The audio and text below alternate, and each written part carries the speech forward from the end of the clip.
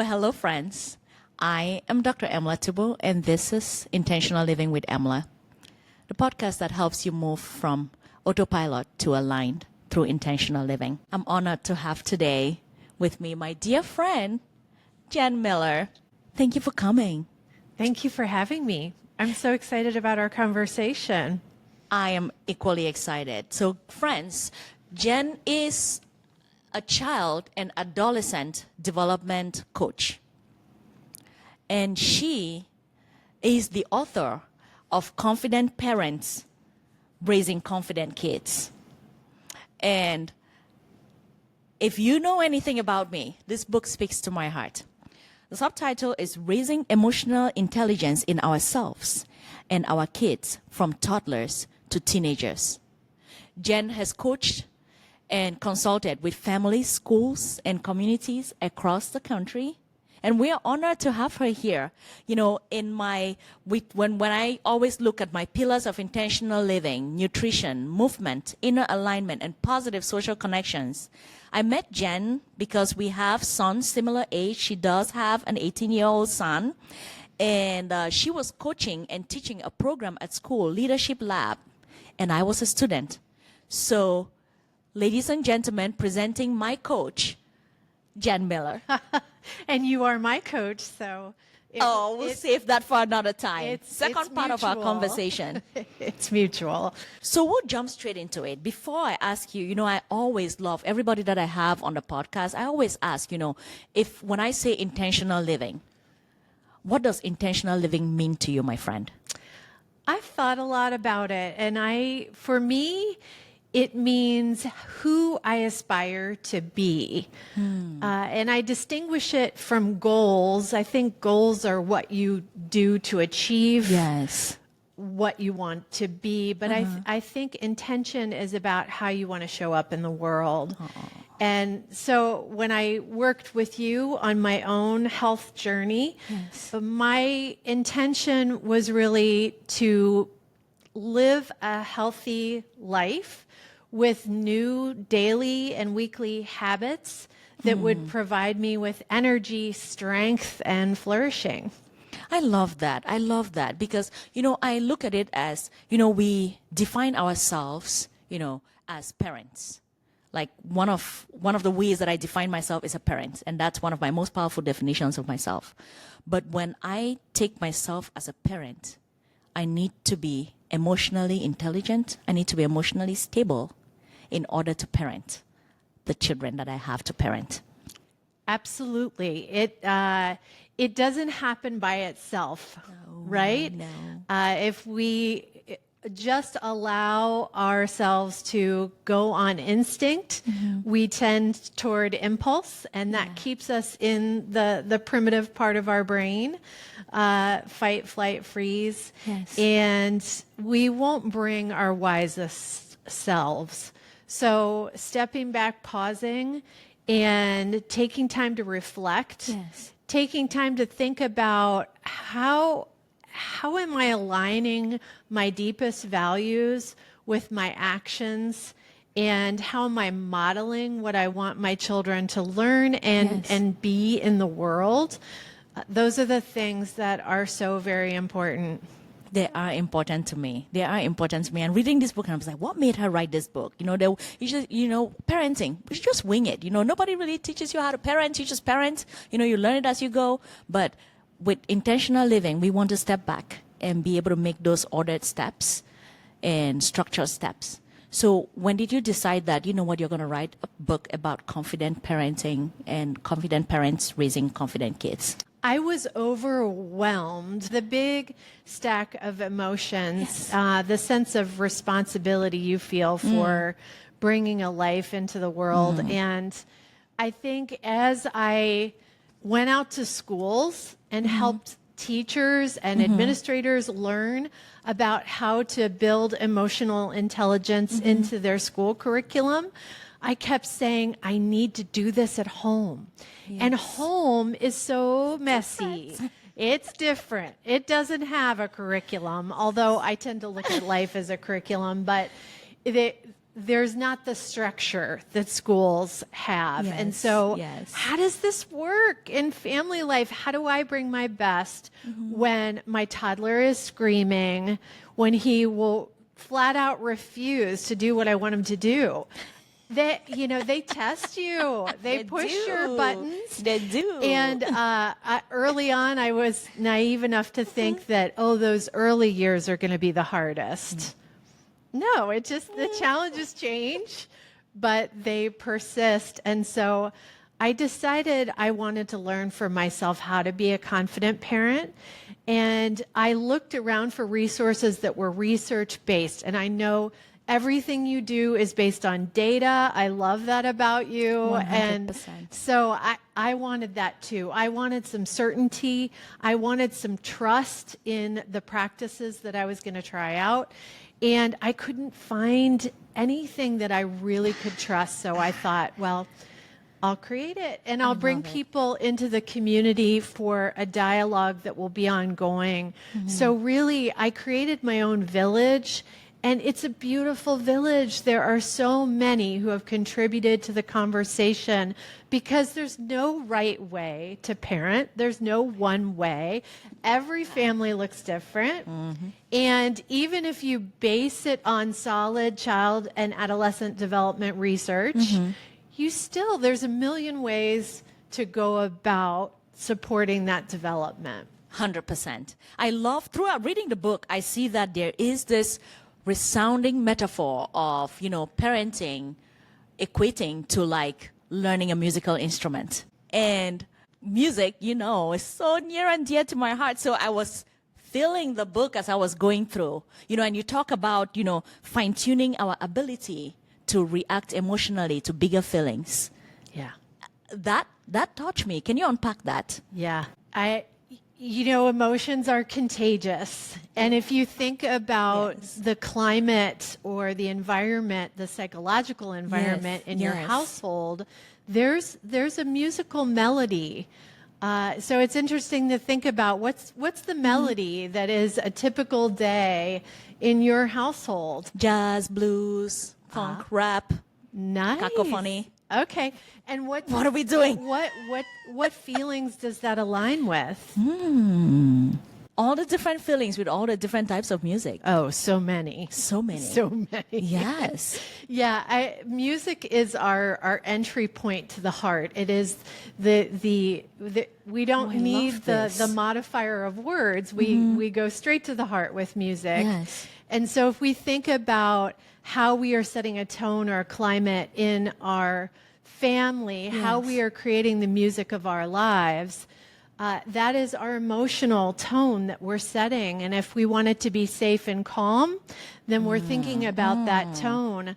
And if it's anxious and if it's fearful, then how do we manage that, and how do we work on that tone so that we are moving toward a more comforting, safe tone for our children?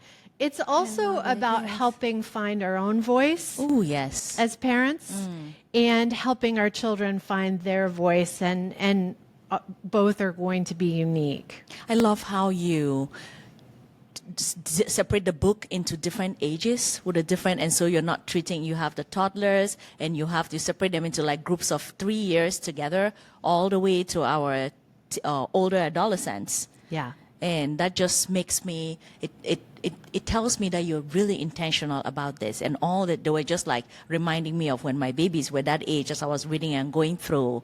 And a part of it, you talked about the lies we have been told about emotions. Yes. So we don't have time for the pain. And our children will only be tough if we tell them, you're fine, suck it up, move on. So there is this toughening up myth that in order to prepare them for life, they need to shove down their emotions. When in truth, we know that our emotions need to be heard and respected. So they only get louder inside of our children when they, and louder in our household when they are told to shove it down or aren't heard. So we have to train our children to be gentle with their own hearts. And sometimes we haven't grown up with that. So it's not automatic. We have to be intentional about how we think about particularly the uncomfortable emotions. When our child is angry, when they're jealous of a sibling, when they're panicked about a relationship or a teacher, we have to lean into that discomfort with them and name it. First of all, I see you are so uncomfortable right now. I see you're in pain. I see you're fearful. Let's take a moment. I'm with you. Instead of move on, but I'm here with you. I'm here with you. And you know, and you talk about that. That reminds me of another part in the book where you talk about the choir. You know, the choir. You know, all the noise coming from around, social media, friends in school, the neighborhood, and things just impacting us. That social comparison can give our children a lot of social anxiety. And the truth is that as they develop middle school years through high school years, as their social awareness is raised by the process of development, it's normal for them to have social anxiety. Because all of a sudden they can see that you are looking at me. Perhaps you're judging me. So they're exercising that empathy or perspective taking skill. But the trick is to right size it. So they can, especially with taking in social media, it can feel extreme. Everyone's lives are beautiful. Everyone is having heightened excitement every day. And we know it's not true. So how can we talk to them about what is true and create a safe space at home so that they are becoming self-aware of their own identity, asking the important questions: who am I? What do I stand for? What do I really value? How can I bring into the world more what I truly care about and not hide it or try to be like someone else? Ooh, and it goes both ways. And trying to be like someone else, you hit the nail on the head right there, because all the teenagers, their biggest fear is being isolated, fear of being left out. It's like, you know, are my friends going to think I'm cool? You know, do I fit in? That's right. And the turnaround. We have a crisis of belonging in our schools. And when we interviewed our high school students, that's exactly what they said. We feel divided. We don't feel connected. We worry about people, the cancel culture, and eliminating us, or talking behind our backs. But we came together and did some stillness, which is pretty unusual, I think, in schools. And then we did empathetic listening. That was powerful. That was a powerful event. It was. It taught me a lot about myself. What did it teach you? You know, I used to think I was a great listener until I did that event, that exercise. I was like, Emlah, you have a lot of learning to do in this listening show. What was different about your listening? It was really hard, Jen. It was really hard to just sit and listen and not judge and just listen. Not fix, not problem solve. No, just keep your big mouth shut, Emlah, and listen. That was difficult. Nobody had ever assigned me to do that before. I thought I used to. After that, I was really intentional listening to my children. My drive home that day, I just was quiet. I played no music, no podcast. I just sat in silence. And I said, this is changing the way I parent. And I'm going to try to listen to it. And I've now tried to take that. And then there's a part in the book. I'm going to read this part in the book. It says, children raise parents. In a practical way, children raise parents. All our social and emotional skills will be put to the test in different ways through each age and stage of their development. During a toddler's tantrum, our self-management skills will surely be exercised as we feel anger or, if in public, embarrassment. When we witness our fourth grader in pain over friendship conflict, our self-awareness awakens and we recall a stinging argument with our own childhood friend and realize that we temporarily forgot but didn't forgive. And when our teen is arguing to attend an unsupervised party, our ability to project ahead, to weigh risks, and to understand what constitutes responsible decision-making will be put on trial. How apt across all ages. I cannot thank you enough for the gift of this book. Like, you put it in words, like what's in my head and in my mind, and I'm sure this speaks to all the parents out there. I appreciate that. What I love about the book is that it creates a dialogue and you get to wrestle with these issues. Parenting is tough and we really need each other to talk through what we're going through, what our kids are going through, and how we can bring our best selves. It's a daily effort. It takes daily intention. As I know you bring daily intention to your car rides, to your drives to school. So it takes that in order to bring our best to our kids. I love that. This book has been a gift and a blessing to me. We are going to put a link to this book in the show notes. So click the link, get a copy for yourself. Confident Parents, Raising Confident Kids. I cannot tell you how much. Every time I read something, I was like, oh, I wish I could have written that. Well, she puts it very eloquently. Like, thank you for reminding us that we're not special and we're not suffering alone. It's all of us in this parenting journey. Absolutely. I switch gears a little bit, if you would allow me, to talk about stacking your own emotional awareness onto your own personal health. So after coaching me in the leadership lab, we switched roles, and I had the pleasure and honor of coaching you. So tell me, like, when you reached out to me, let's walk us through the journey. And I'm sure the members of the audience would love to listen to this story. Yes. So, Emlah, I knew what you were doing for the community, and I waited a while to make a commitment because I was scared. I knew you were serious. And I was absolutely transformed by what we did together, but I knew it would require a commitment. And so often as parents, I think sometimes it's easier to focus on your kids' health journey than your own. And ignore yourself or put yourself on the back burner. Yes, exactly. Yet we know that confident parents raise confident kids because they are taking care of themselves. That's, it's So you key. took the big first step. So I took the big first step of meeting with you, and it was so easy to say yes after we sat down together and you told me about the guidance that you provide. Really what I was looking for were daily and weekly healthy habits that could be sustainable over time.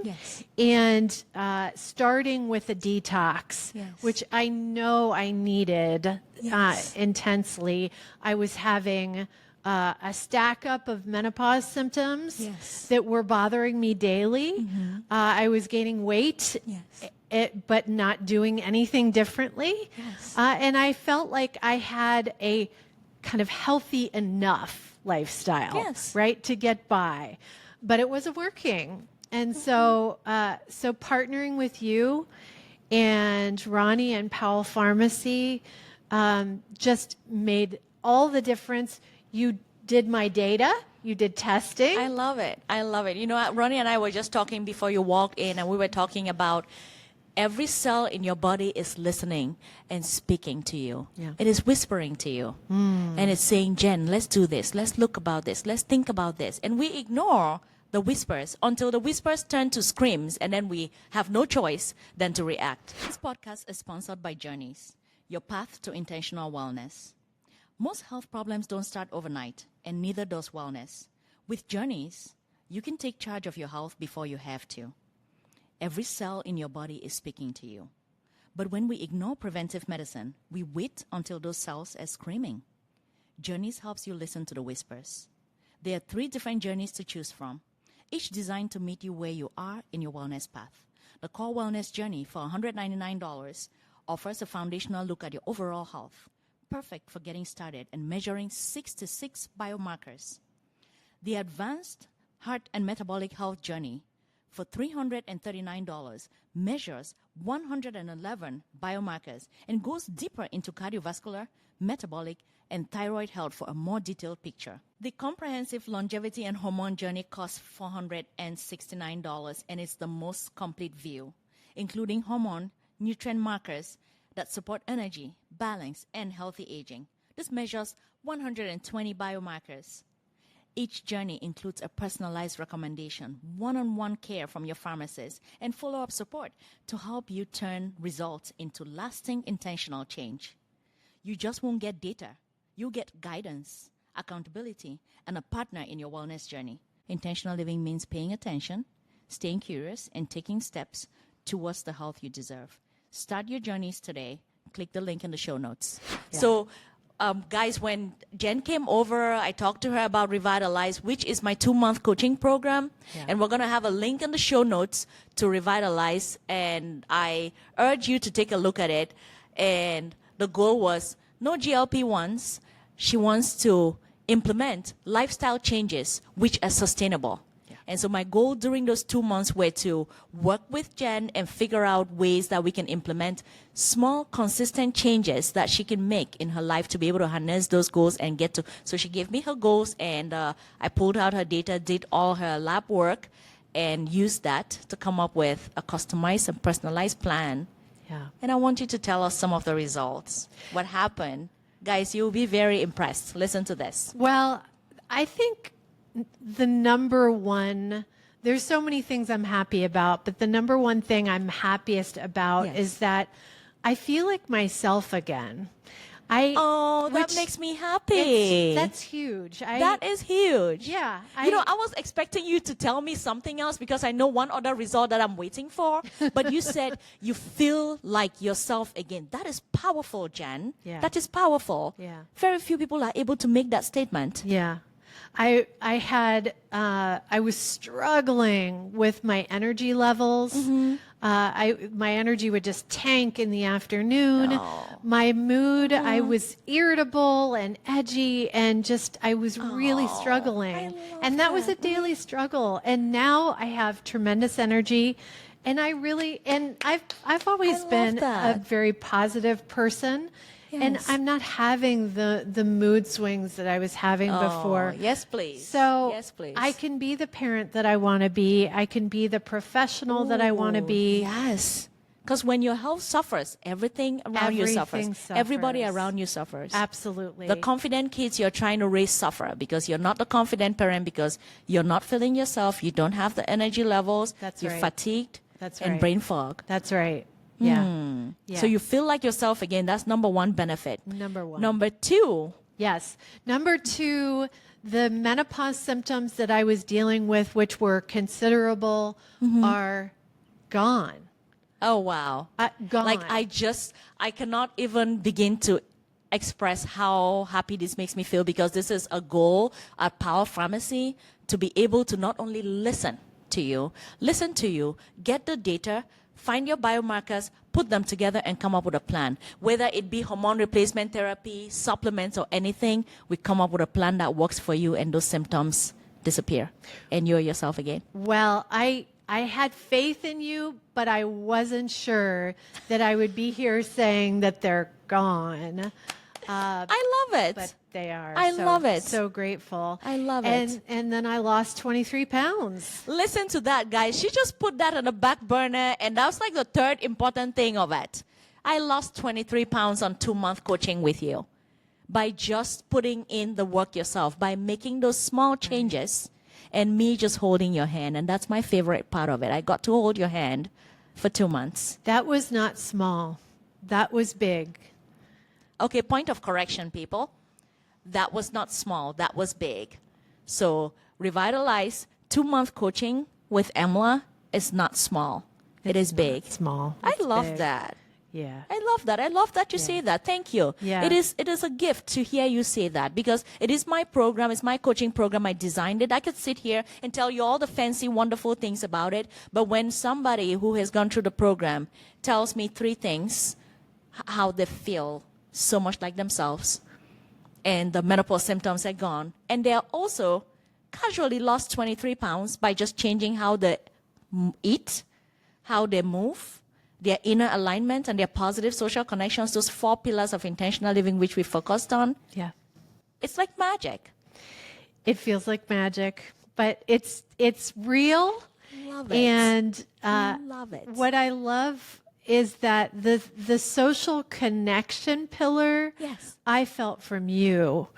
You would text me, you would call me. Anytime there was a milestone, we would celebrate.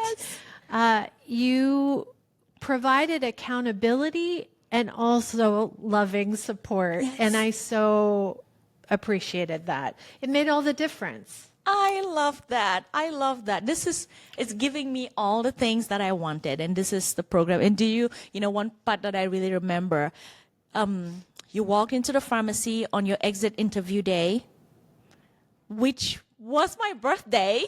What a gift to me. Ah. With beautiful rose flowers, which are still at the pharmacy. Oh, my goodness. Well, what a gift to me.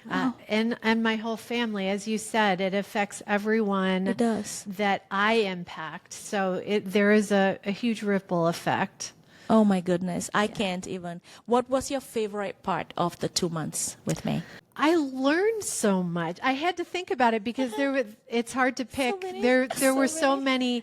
I mean, my daily life was better. Yes. All the habits. I really appreciated the rhythm that it created in my life of taking care of myself in ways that I hadn't done before.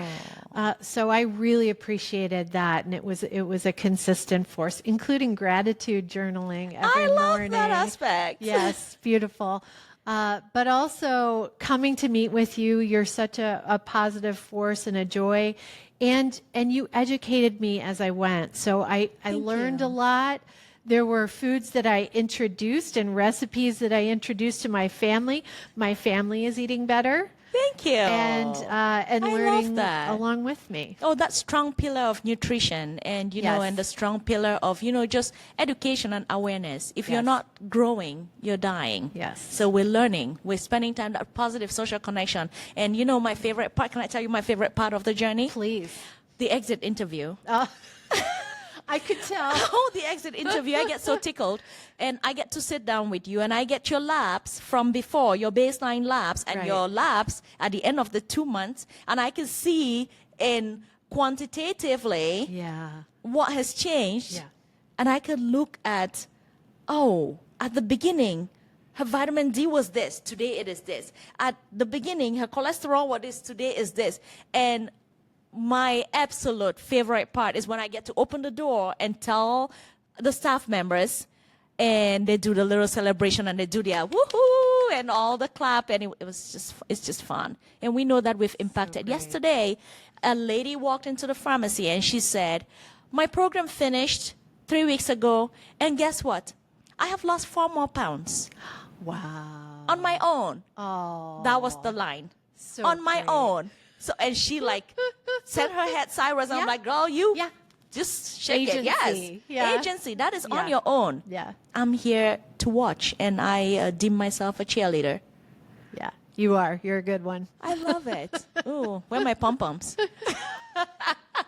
That's I right. love it. I love it, Jen. Congratulations. Thank you. Thank you. And congratulations to you. You've built something that really works. And, when you put something to the test, it all sounds good in theory, but Yes. you see it's changing people's lives. That's got to be really gratifying. This is lovely. So we'll put a link to Revitalize program at in the show notes. So if this resonates, if listening to Jen and I talk about this program, if it resonates with you, click that link and stop by the pharmacy or send us an email. I would love to. You see the joy this generates in me for helping people to just be able to say, I feel like myself again. That's something we don't hear often. No. And when you say that, it's powerful. And she warned me. She goes, it's not small. It is big. I just love that. The confident parent is speaking. People, be quiet.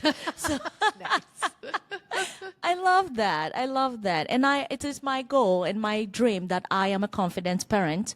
So I do all I can to put the words of your book into practice every day, one step at a time. You know, love sometimes we're conductors, but sometimes Yeah. we learn how not to be a conductor. Yeah. Right. I love it. To allow our children's voices to be heard and elevated.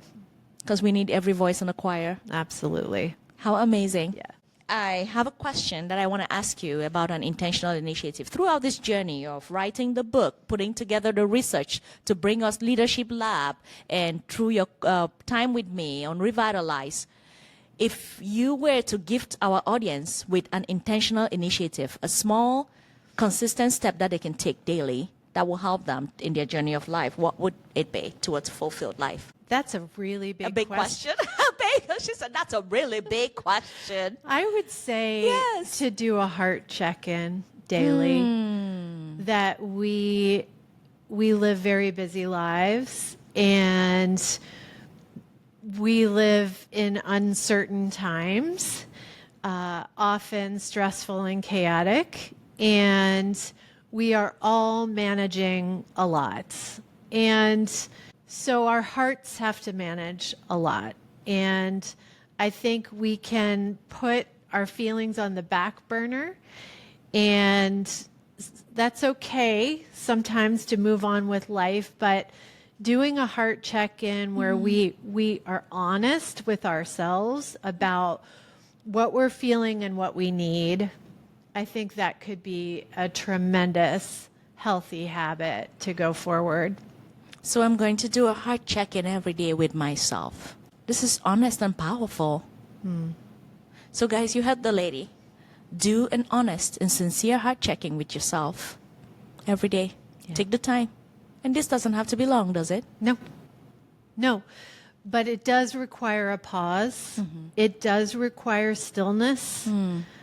It does require some breathing and checking in order to truly get in touch with what's going on inside.